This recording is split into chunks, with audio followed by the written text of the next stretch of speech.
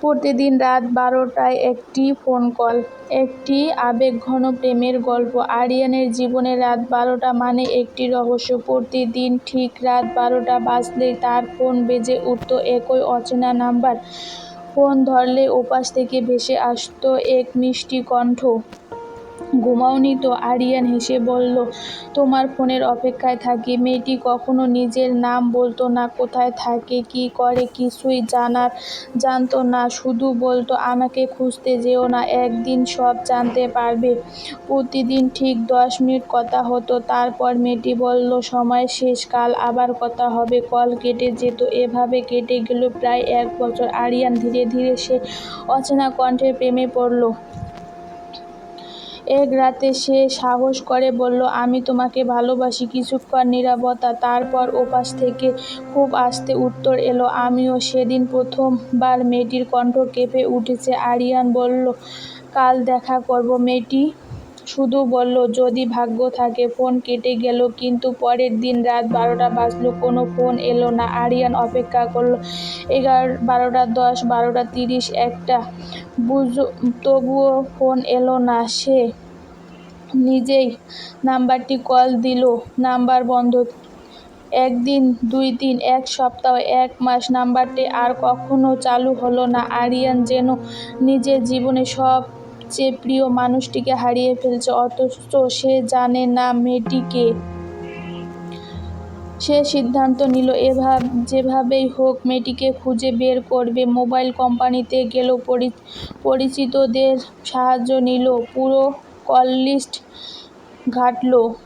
শেষ পর্যন্ত একটি সূত্র পেল। নাম্বারটি একটি সরকারি হাসপাতালের কাছ থেকে সবচেয়ে বেশি ব্যবহার করা হতো। আরিয়ান সে হাসপাতালে গেল। অনেক খোঁজাখুঁজির পর এক বৃদ্ধ নিরপেক্ষ নাম্বারটি দেখে চমকে উঠল। তিনি বললেন, এই নাম্বারটি তো মায়া নামে একটি মেয়ে ছিল। আরিয়ান বুক ধক করে উঠল। তিনি কোথায়? বৃদ্ধ দীর্ঘশ্বাস ফেলে বললেন, তিনি 3 মাস আগে মারা গেছে। মুহূর্তেই পৃথিবীটা যেন থেমে গেল। বৃদ্ধ আরও বললেন, মেয়েটির ক্যান্সার ছিল। ডাক্তার বলেছিল হাতে খুব বেশি সময় নেই। সে প্রতিদিন রাত 12টায় কার সঙ্গে কথা বলতে ওর মানুষটা কণ্ঠ শুনে বাঁচতে ইচ্ছা করে, কিন্তু নিজের অসুখের কথা কখনো বলেনি। আরিয়ানের চোখের দিকে অশ্রু গড়িয়ে পড়ল। সে জানতে চাইল, আমার জন্য কিছু রেখে গেছে? বৃদ্ধ একটি ছোট খাম এনে দিল, ভেতরে একটি চিঠি। চিঠিতে লেখা ছিল, আরিয়ান, যদি এই চিঠি তোমার হাতে পৌঁছায় তবে বুঝবে আমি আর নেই। আমি চাইনি তুমি একজন মৃত পথযাত্রী মানুষকে ভালোবেসে নিজের জীবনটা নষ্ট করো, তাই নিজের পরিচয় লুকিয়েছিলাম। কিন্তু বিশ্বাস করো, প্রতিদিন রাত 12টার সেই 10 মিনিট হলে আমার পুরো দিন সবচেয়ে সুন্দর হয়, সময় সবচেয়ে সুন্দর হয়। তুমি আমাকে না দেখেই ভালোবেসেছো। এই ভালোবাসা আমার জীবনের সবচেয়ে বড় উপহার। একটা কথা রাখবে, আমার জন্য কাঁদবে না, নতুন করে জীবন শুরু করবে, কারণ কোথাও না কোথাও আমি তোমার হাসিটা দেখতে চাই, তোমার অচেনা মেয়ে। চিঠির সঙ্গে ছিল একটি ছোট্ট ছবি। আরিয়ান প্রথমবারের মতো দেখে সেই মেয়েটির মুখ। ছবি পেছনে লেখা ছিল, হয়তো দেখা হয়নি, কিন্তু ভালোবাসা সত্যি হয়েছিল। রুদ্র একদিন ভুল করে একটি নাম্বারে ফোন করেছিল। ওপার থেকে বিরক্তি কণ্ঠে একটি মেয়ে বলল, হ্যালো, আপনি ভুল নাম্বারে ফোন করেছেন। রুদ্র লজ্জা পেয়ে ক্ষমা চেয়ে ফোন কেটে দিল।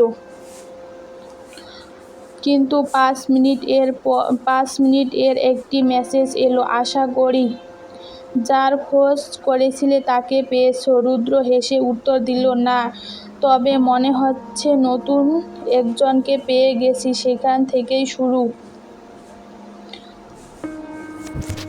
প্রতিদিন কথা, সুপ্রভাত মেসেজ, রাত জেগে গল্প।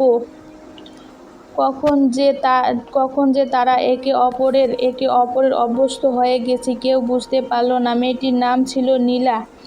কিন্তু নীলার একটা শর্ত ছিল,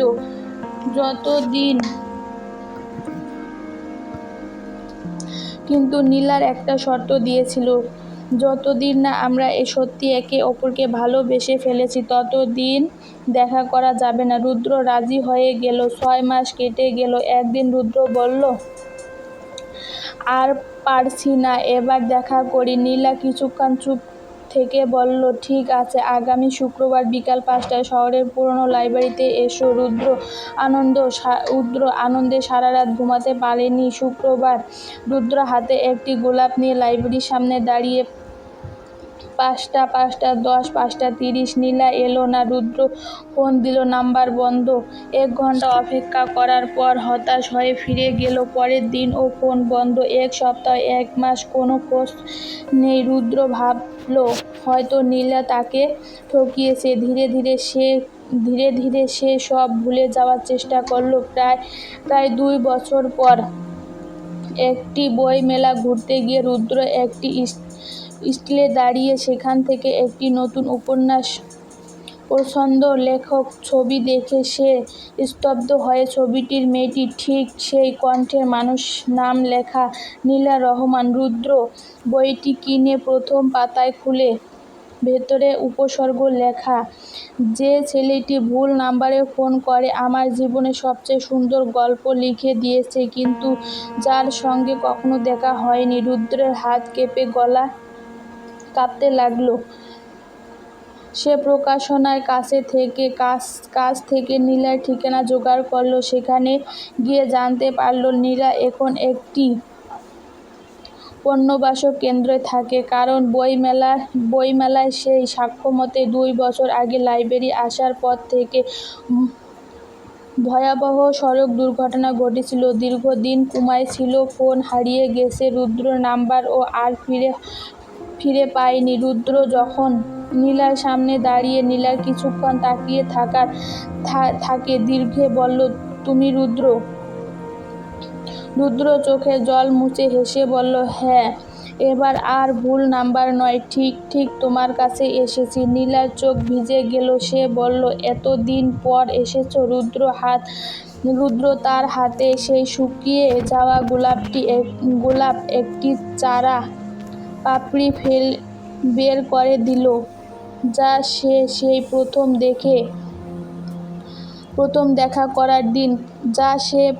দেখা করার দিন থেকে অপেক্ষা সত্যি হলো। তবে সময় কখনো হারায় না। নীলা কেঁদে তাকিয়ে জড়িয়ে ধরল।